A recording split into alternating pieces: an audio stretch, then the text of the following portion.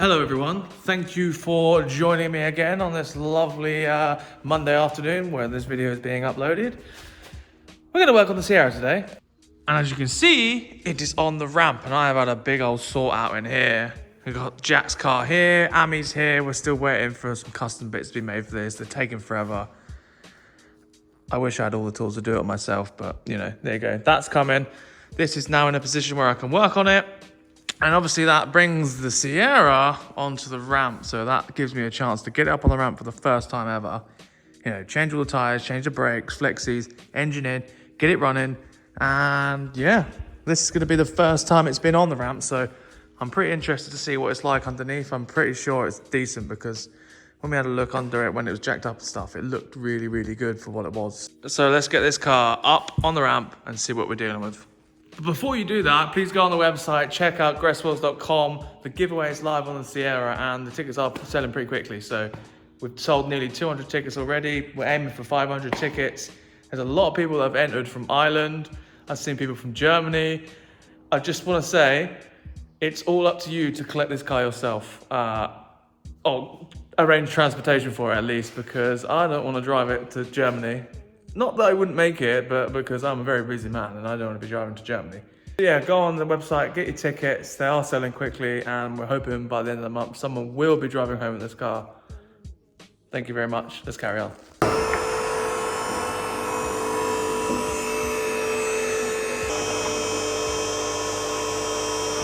Let's have a look then. So, what do we got? General surface for us is gonna happen.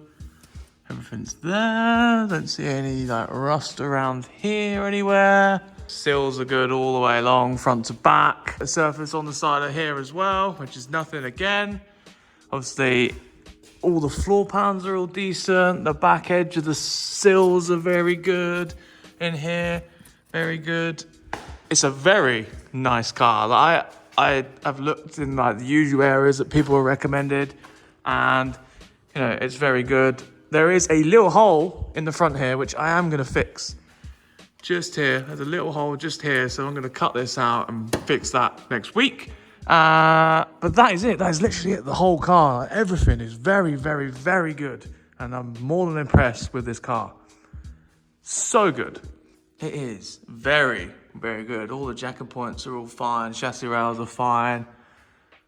More than impressed, I can't lie. So today's task, drop the subframe, drop all the struts out, get everything down anti-roll bar because we're going to put the engine on the subframe.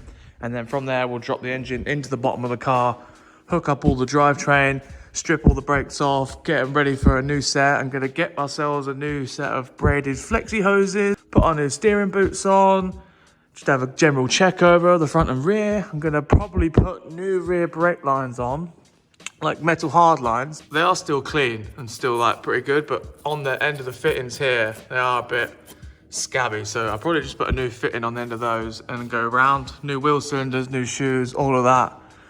But generally it looks very, very good. I'm more than impressed. It's quite nice when you go underneath a car like this and there's literally pretty much no surprises whatsoever. I knew about that little rust hole here. I already knew about that a couple of weeks ago when I took the wheel off. And that is easy. If that's all the rust is, then that's fine by me. This car is like 40 years old. Mental. So when I get a little patch fixed on the front, I am gonna underseal the entire car as well, so it looks really nice under there, and you know, the new owner doesn't have to worry about any future problems. Let's get the front stripped down and get the engine in.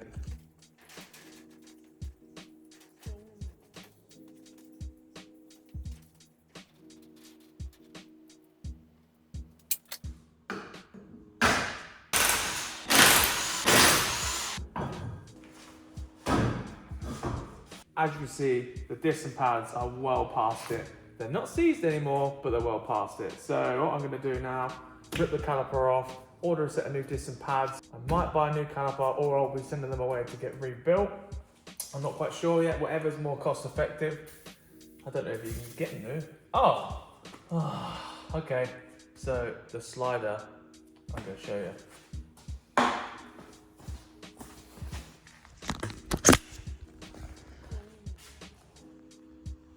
That is a snapped bolt on the slider. So you've got a bolt there, And that snaps there. So we're going to get this off, and hopefully this is not too much of an issue for us.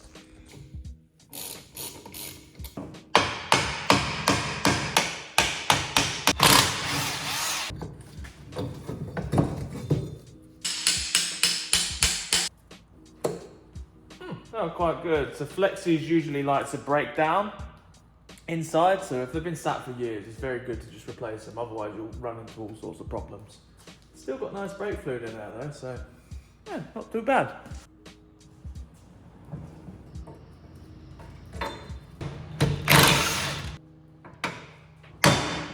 One bang.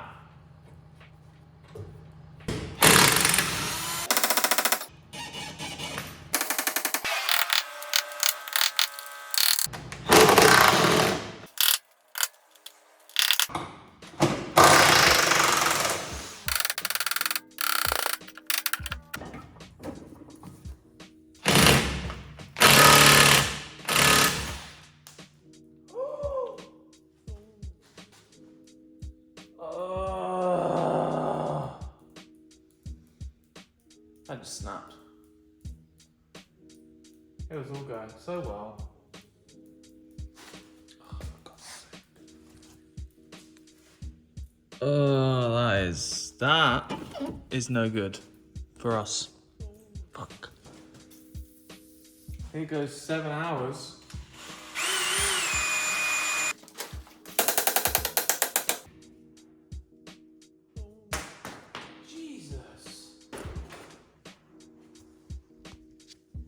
But still mint. Haha.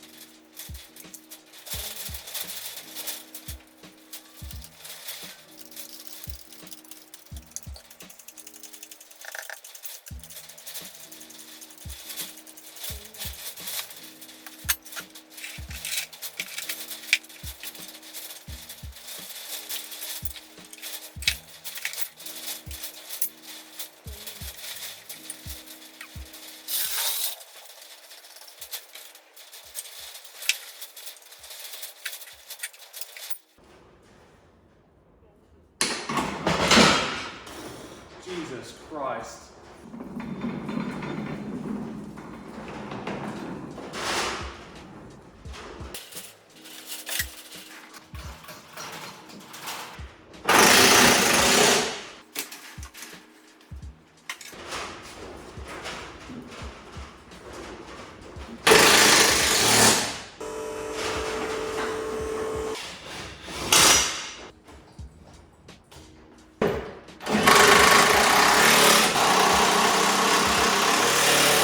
And just like that, we have an engine. Now that was a bit tricky to get in because this bit of wood here was actually touching the chassis rails and it was making the engine twist like this, and I couldn't get the bolts in. So I had 2 bolts on the subframe. I got the back ones in because it was like this, but I managed to get the back ones in, and then it was literally touching the bulkhead, so I just lifted it straight up, and I had to flip this engine mount 180 because I had it the wrong way around. Redid that, and now I can start hooking up the entire drivetrain back together. Yippee! Just forget how small this engine actually is in this engine bay. So there's a few things in here that I am going to need to sort out and figure out. I'm going to probably try and get it running today briefly off a bit of brake cleaner. I've got to wire up the Dizzy. So the Dizzy has been spliced into, I don't know where the wires are, they're down here. They've got a couple of bullet connectors. And there was a 3-pin plug for the old Dizzy, which I can now not find. I think this goes on there. There you go. This is for the starter. I didn't label anything up like an idiot, but I'm sure we'll figure it out. Oh, look, here's the 3-pin plug for the Dizzy. 3-pin plug for the Dizzy, and there's 2 pins down there for this one, so I'll figure out what we're going to do with that one. If not, I can swap the other Dizzy over. I'm not an electrical guy. I will say this now, I do not do electrics one bit, so it's whatever. Alternator plug, that is just down here, so that is literally a 2-second job down there. And yeah, I'm just going to get all the little bits and bobs done, and I'll catch up with you in a bit. Right, hooked a couple of things up just to see if the Dizzy's going to work with the wiring I've just done. I'm just going to see if we got a spark now. So, if I do the old camera there, you can probably see the spark plug just there. I'll tell you what, just for a laugh, we'll do that. Ready?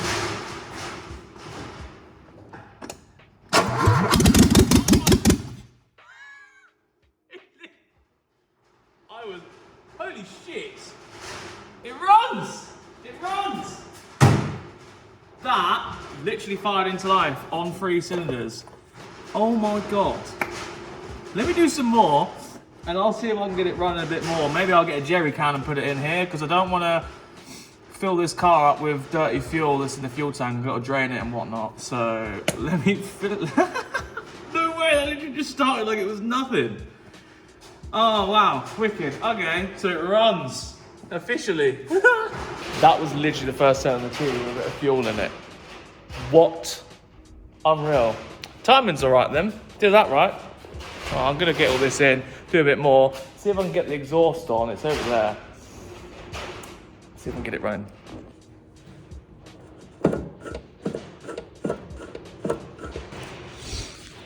Just making a bracket for the throttle linkage to this carb. So it's obviously a different carb now, so I need to figure out the linkage. And well, to be honest, I'm not really sure what's going on, but I've got the cable through here, but I might need to bring it closer. The linkage, this is all I got with it. And well, it's not exactly useful for us, I don't think. But this ball end should pop on the end of that. Should. And then it should go somewhere in there. I don't know, still figuring it out, but there you go.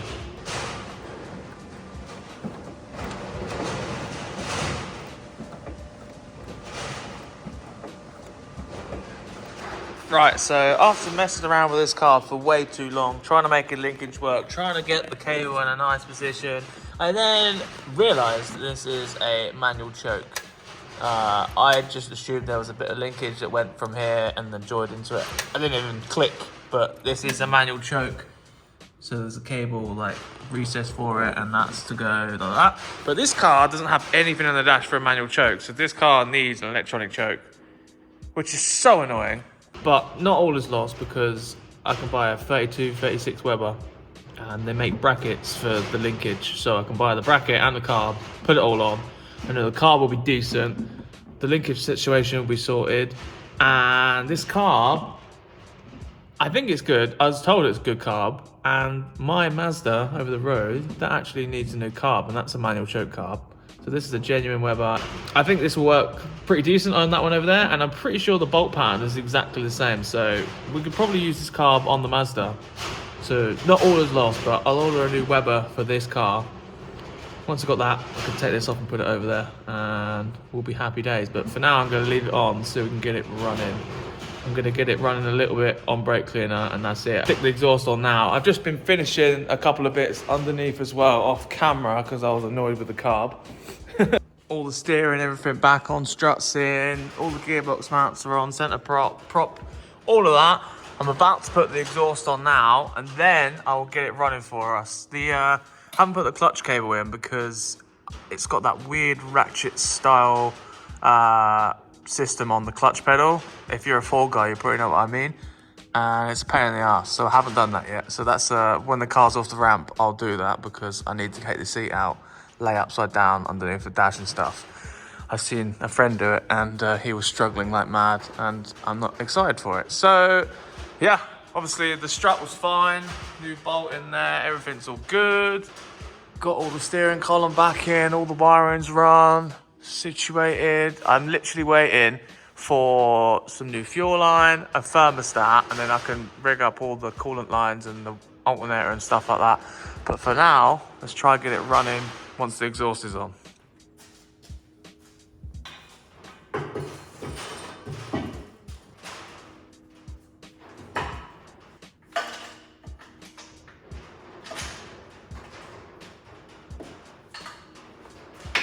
So much dirt in my eye, man.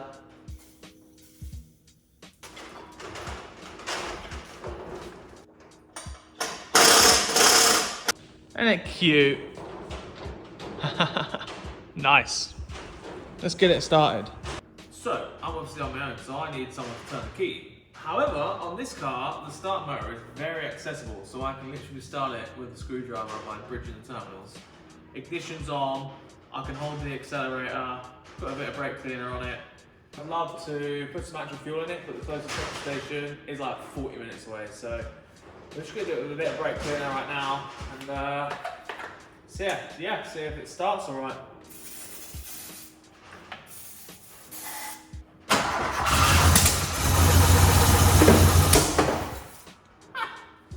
Starts so easily.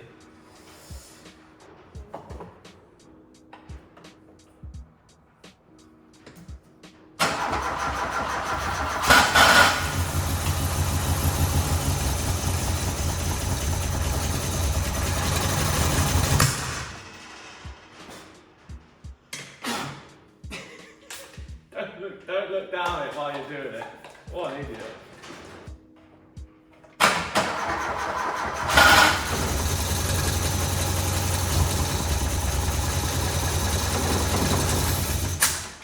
There's a massive air leak on the side of the car because I haven't got the booster in.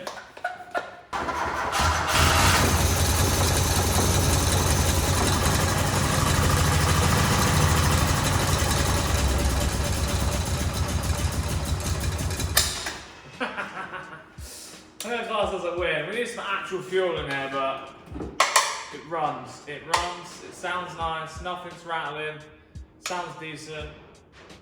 Obviously it will idle and everything like that, so I'm going to say that this car is probably good. When it's got some actual fuel in it, and we can set a timing light and whatnot on it, I think it'll be decent, but yeah.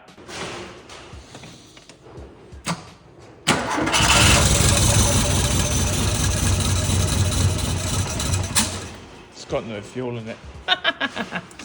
Should probably open the door, but there's something outside that you're not allowed to see yet, so I pushed it outside. It's living here currently, so yeah. Engine's in, engine's running. I've got to redo the fuel lines, sort all that out, get the carb situation sorted. I'm going to order new brakes. Got a big list of stuff that I actually need to order now. I just wanted to get it all in there. Then I go, oh, okay, I need this, and this. So I need a new carb, disc pads, calipers, rear shoes and cylinders, braided brake lines, thermostat, tyres, and that's about it. The booster line that goes from the booster to the inlet manifold, I need one of those because I managed to throw it away last week like an absolute idiot, so that's annoying. So yeah, progress on that is done. I'm happy about that. It runs, it sounds sweet. Once it's got some fuel in it, it will literally run a dream. I can feel it. Make sure you go on the website, get yourself a tickets. They're literally going quite fast. There was a gentleman last night that actually bought 6, so hopefully that guy wins because he's bought the most. Anyone wants to beat that, feel free. But yeah, this is all happening. It's all going. By the end of the month, I'm hoping to be finish with it, like drive in, ready to go, and then we'll do sort of like the announcement of who's won it. Do a little giveaway, like live draw, live stream, all of that. It'll be really good, and I'm excited to see someone enjoy this car. But yeah, thank you for watching. This video might be long, it might be short, I don't know. I've got to edit tonight. It's literally Sunday afternoon, so I've got to edit later. And yeah, subscribe. We've gone past 11,000 subscribers now. So, you know, they're coming in quick, and I'm hoping that this continues upwards. And yeah, thank you. Goodbye. I found the booster line. It's in here. I knew I left it out for a reason.